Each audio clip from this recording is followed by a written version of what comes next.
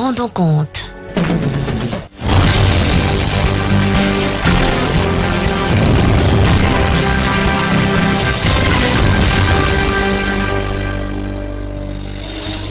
Tonight, in this edition of the primetime newscast on Equinox Television, intense downpour destroys dozens of houses in a locality in the south region of Cameroon. This newscast will tell you how it has so far affected the day-to-day lives of local inhabitants in the locality of Vangan.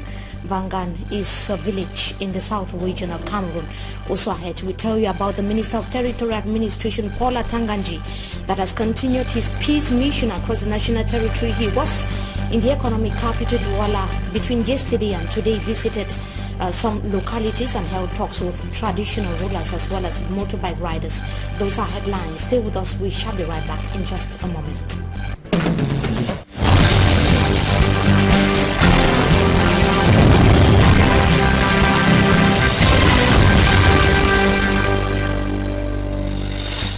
Good evening to you, ladies and gentlemen. We thank you so much for joining us in this edition of the primetime newscast on Equinox Television. A private vehicle has been damaged beyond repairs in village in neighborhood in the Douala-Free subdivision, and the driver of the said vehicle injured and is currently receiving treatment in hospital. It follows an accident that occurred in the early hours of this morning. Movement of vehicles were paralyzed for several minutes, as emergency contact tells us in the following report. One person was injured and his car damaged beyond repair in an accident that occurred Tuesday morning at the village neighborhood Douala. The incident paralyzed circulation. Vehicles were stuck on the spot for hours until security forces intervened. According to eyewitnesses, the driver of the car was trying to overtake a truck when his vehicle was crushed. Some of his family members recounted the story. This morning, we were alerted by one of our cousins who told us that our uncle had an accident. I hurriedly went to the site to verify. I was shocked to see that he was the one. He is my uncle. The victim, who sustained severe injuries, was rushed to a nearby hospital where he is receiving medical care. And it was a Black Monday in Bambalang, one of the 13 villages in Gokutunja division of the North region of Cameroon. That was yesterday. 6 people drowned in the Bambalang lake earlier yesterday on their way from one of the islands where villagers go to for farming as well as fishing. The boat transporting the 8 persons capsized and 2 were rescued. 5 of the corpses were only retrieved several hours after.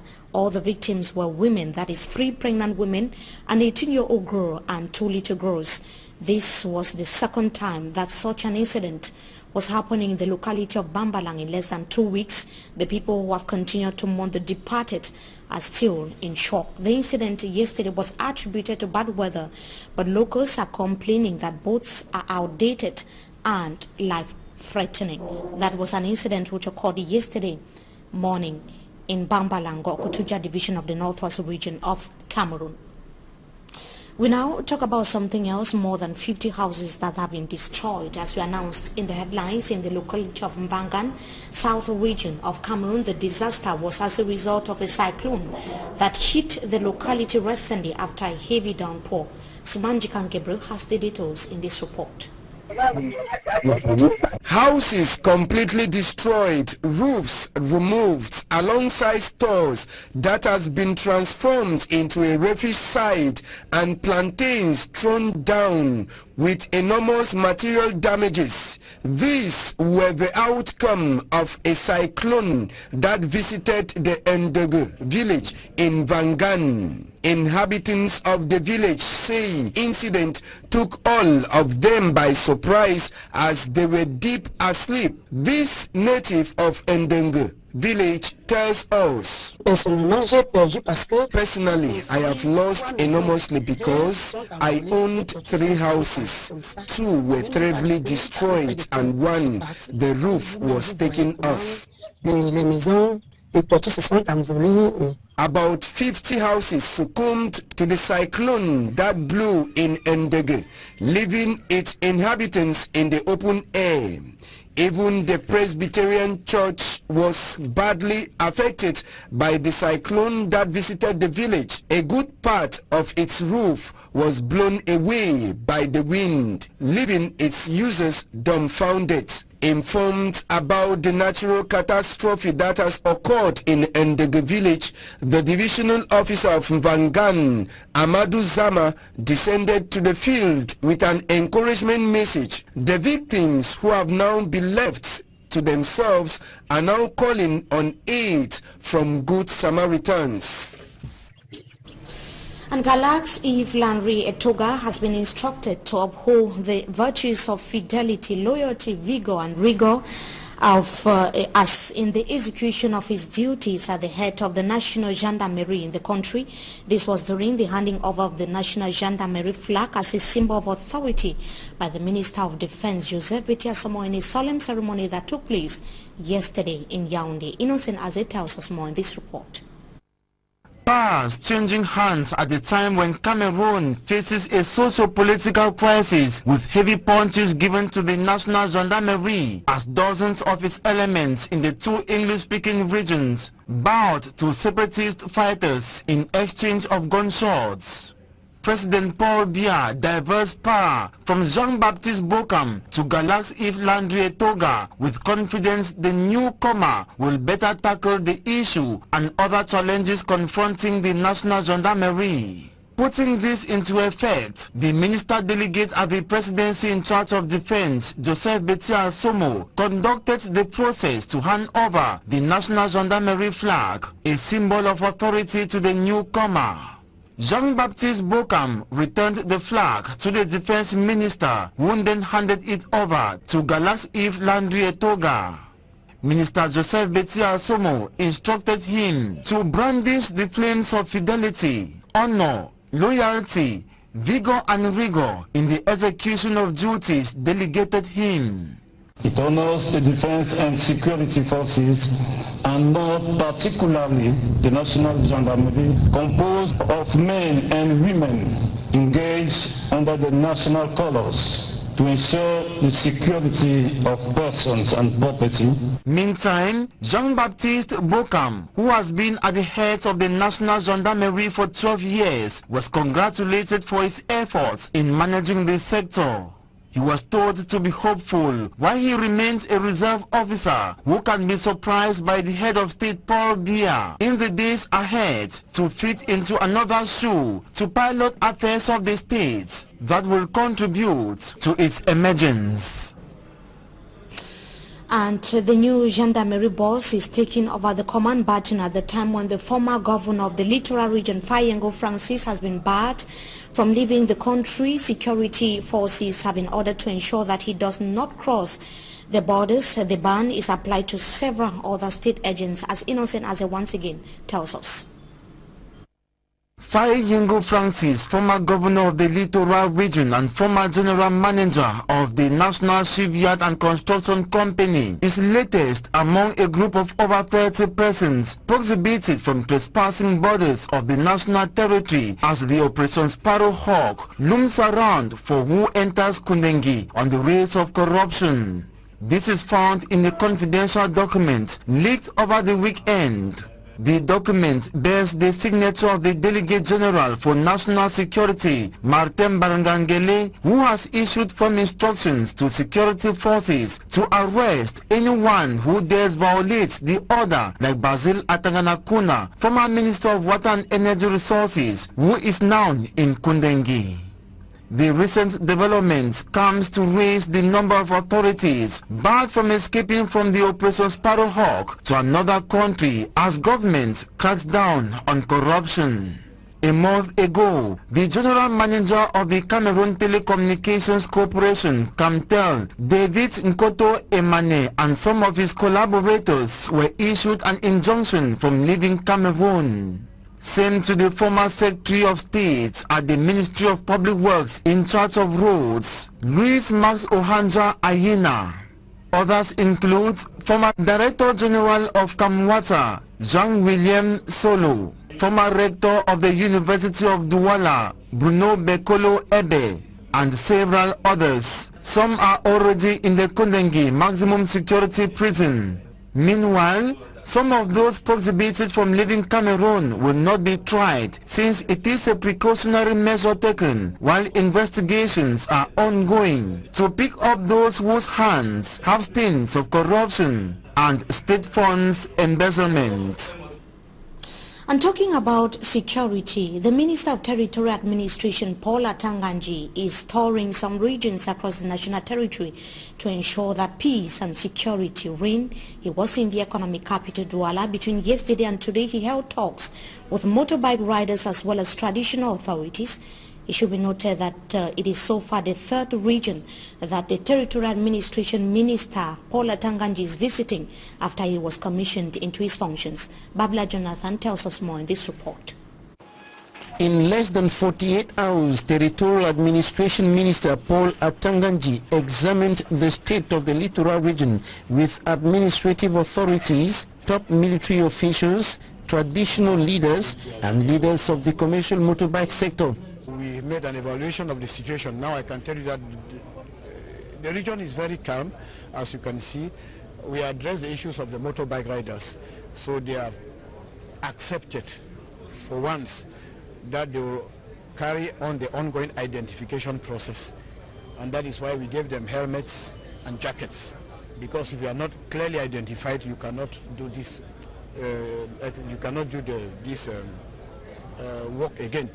But what I want to tell you, what is important is that they themselves, they have realized that there was a lot of disorder within the profession, and they have taken the responsibility in front of the governor, the senior divisional officers and the DOs, that they will respect the Prime Ministerial decree, which outlines the conditions under which they can undertake activities as motorbike riders. Concerning security issues, the journalist was barred from finishing to ask his question on the ban on the circulation of locally made firearms in the Littoral region and other parts of the country, and the minister hindered from answering. Commercial motorbike riders in Douala and the entire Littoral region have been given a deadline of 3 months to comply with rules and regulations governing the sector, or face the repressive arm of authorities.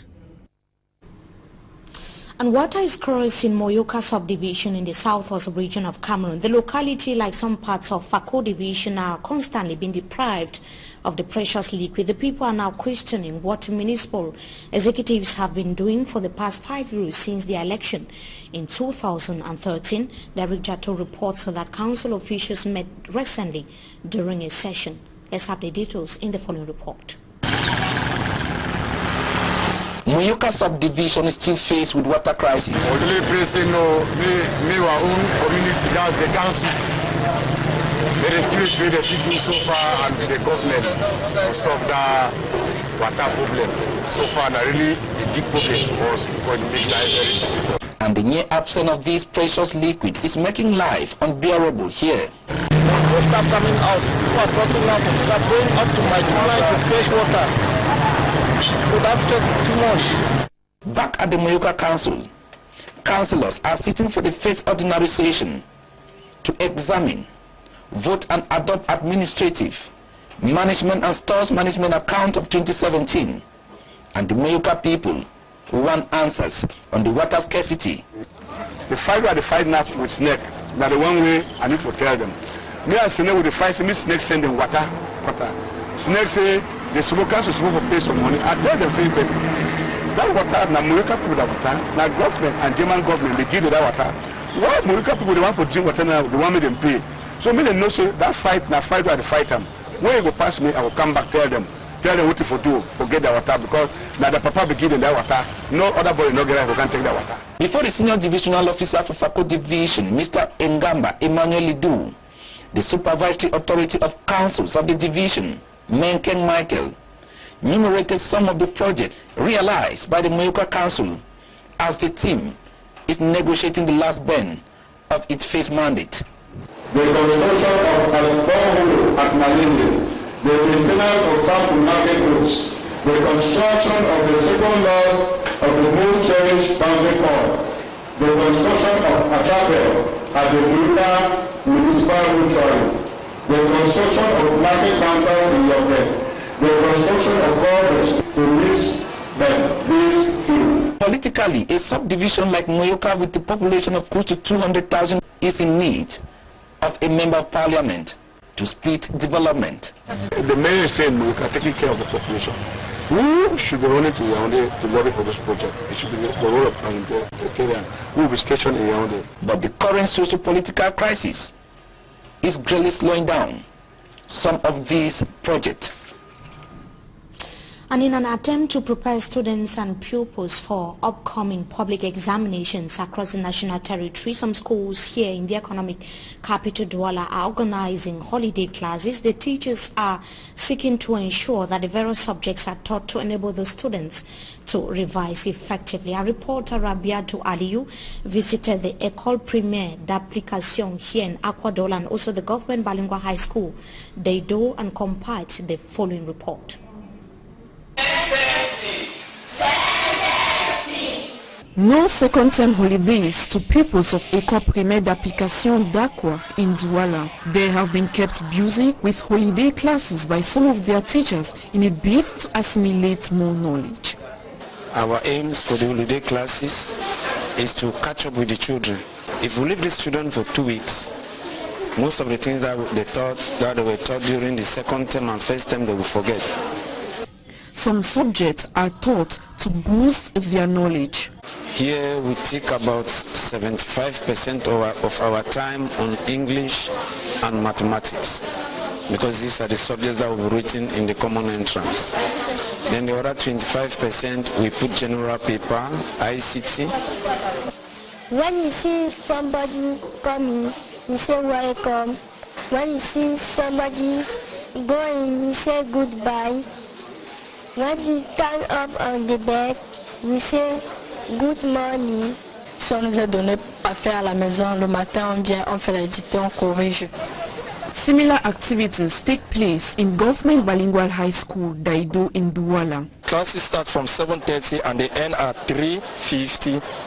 Here, the workload is doubled since teachers prepare students of both the Anglophone and Francophone sections for the Cameroon General Certificate of Education examination. If you take a classroom for about 80 to 100 students, it is but obvious that we shall have some students who will really be lagging behind. And so they need that something extra, that extra push. And that extra push can only come from something like this holiday classes. With compensation received from parents, these teachers spare no effort in ensuring that the pre-candidates are well prepared for public examinations and produce tremendous results. And on to something else, the Cameroon Development Corporation is now mapping ways or strategies to boost its output. The signing of a tripartite agreement has been announced in the coming days, and our reporter Davison Maimo in Limbe tells us that it follows a fieldwork to evaluate some of the light modern industrial equipment used in weeding plantations. His report. Modernizing the agricultural sector with recent agro-industrial tools for better production is the objective of the government of Cameroon, as reiterated by the President of the Republic in several of his messages. This explains why the giant agro-industrial corporation, the Cameroon Development Corporation, the CDC, with aging plantations, outdated and local agricultural techniques, has to meet up with the transformation of the agricultural sector globally. Training trainees of the CDC on the use of these modern agricultural tools has as objective to boost production and reduce cost of labor. These officials of the Cameroon Development Corporation, CDC, says it is a tripartite agreement with Agrotech and Agricultural Technological Institute to train the workers, while CAMC, representative of steel in Cameroon, to supply the equipment. The production for the output, it can be visually seen that the machines can, make more output compared to our manual labor that they can do. There is no doubt that it will relieve our workers, from exhaustive work in their labor in the field, and it is now left to us to make an evaluation. Nego Eliads of Agrotech says his institution is to provide affordable solutions in mechanized agriculture in Cameroon, while Stefan Boy of KMER, representative of steel in Cameroon, explained the durability and functioning of the equipment.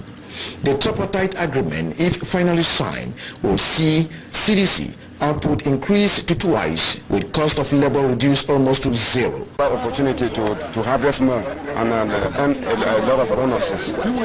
The practical field evaluation is a fruit of a 2-year underground work between the Cameroon Development Corporation, Agrotech, and KMER.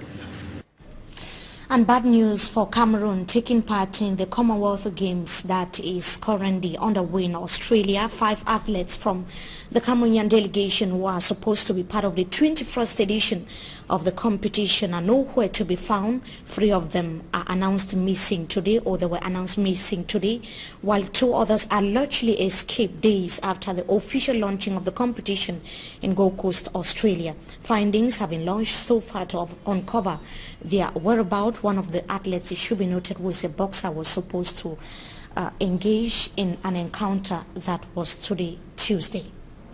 They're bringing us to the end of this edition of the Primetime Newscast on Equinox Television. Viewers, so thank you so much for joining us. Wishing you a blessed day in the company of our programs. Until we meet again, goodbye.